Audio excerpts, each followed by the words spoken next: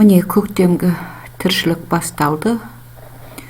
Мен гүл себуге жерді дайындап жатырмын.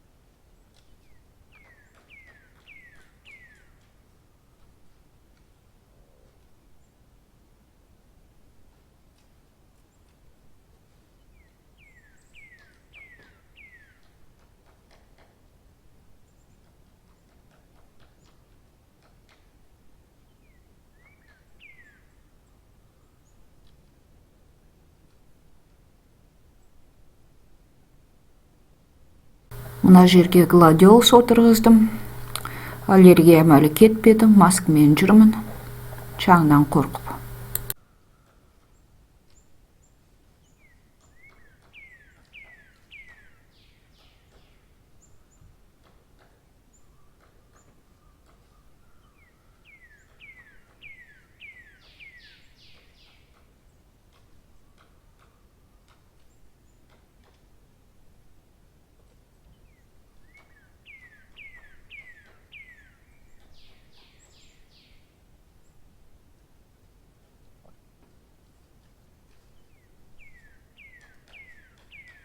Үйдің мына жағын ертеңге қалдырдым, бүгін шаршадым.